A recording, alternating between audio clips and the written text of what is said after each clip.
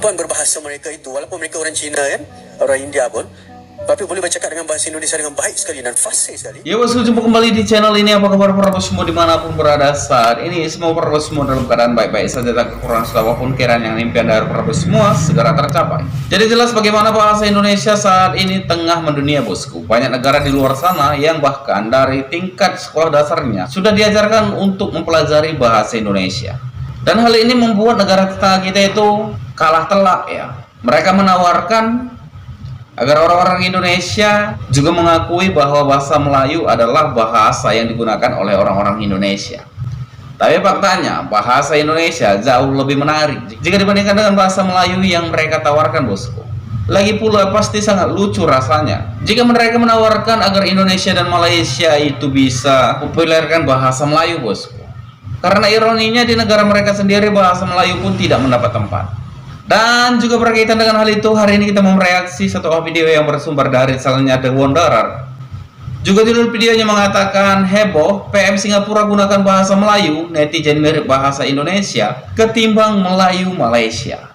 Dan berkaitan dengan hal itu, tanpa berlama-lama langsung saja kita reaksi videonya. Jom kita reaksi videonya.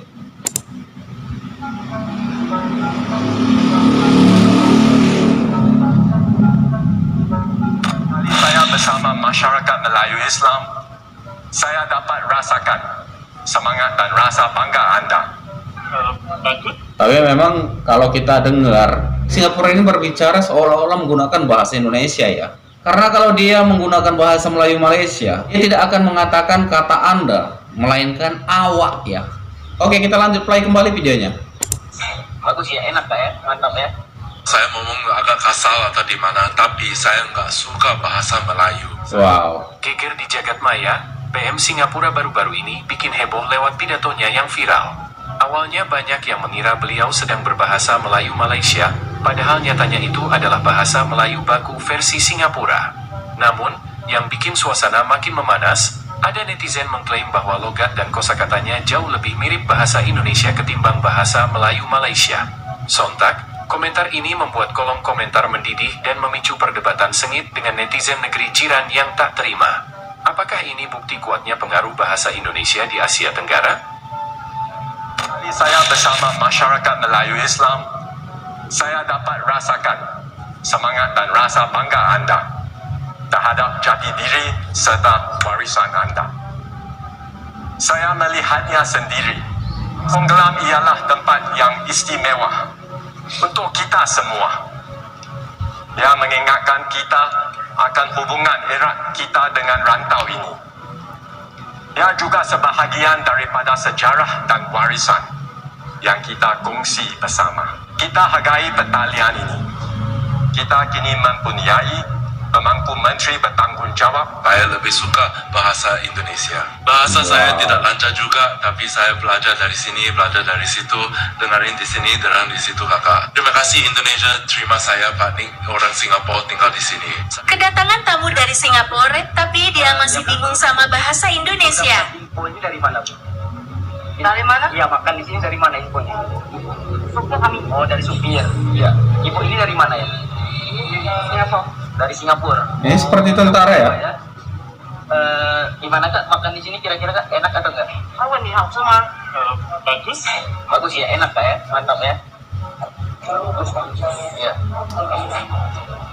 Ibu ke Indonesia ini berapa lama bu? 5 hari. 5 hari bu ya. Ibu paham bahasa Indonesia? Sedikit tapi kurang lancar. Sedikit kurang lancar bu ya. Ya keren sih menurut saya, meskipun semoga orang-orang Singapura nggak merasa terganggu ya karena lagi makan ditanyain bosku. Oke, kita lanjut kembali play videonya. Ya. Yang kita tahu orang Indonesia, bahasa Indonesia mereka juga baik sekali. Ini mereka takut nak gunakan bahasa itu. Ya, takut salah cakap, malu nak cakap. Sebenarnya bukan mereka tak boleh cakap. Jadi saya pernah buat tu eksperimen tu, yang mana saya panggil budak tu, kemudian saya beritahu dia, okey, cakap dengan saya bahasa biasa lah, bahasa mak rocker pun cakap je. Jangan gunakan bahasa baku, tak nak. Dia boleh cakap. Kan? Jadi bermakna dia takut nak gunakan bahasa standard kerana dia takut salah cakap. Tapi dia sebenarnya boleh bercakap.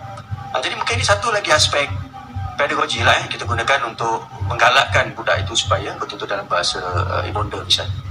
Nah, tu, Dr. Bishik. Saya kalau dalam kelas saya mengajar sastra di NUS itu 3 dalam pengantarnya bahasa Melayu. Sastra klasik, sastra moden dan sastra Indonesia.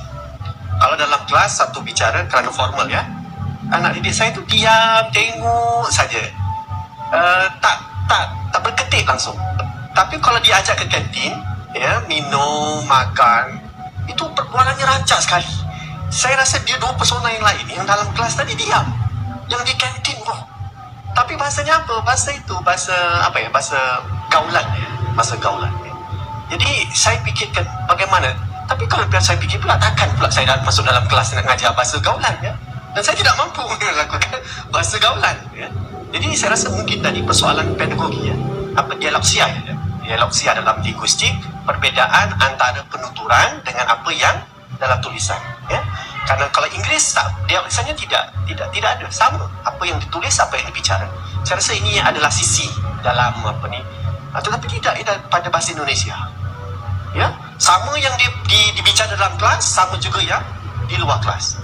Betul sekali, itu satu persoalan yang sangat penting. Kerana di Indonesia, sistem pendidikan mereka ni menarik. Mereka mengajar bahasa Indonesia, bahasa daerah dan juga bahasa asing. Bahasa asing kalau dulu Belanda lah, sekarang dah jadi bahasa Inggeris. Ini bukan 3 komponen. Dan ketiga-tiga ini diterapkan sama penting.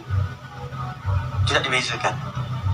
Dan satu lagi, kalau kita lihat Indonesia, ethnicity mereka kuat. Ya, kuat sekali. Mereka keseluruhan. Bukan hanya bahasa itu, tapi aspek-aspek warisan yang lain dan sebagainya dikukuhkan di dalam suasana pembelajaran pendidikan itu sendiri.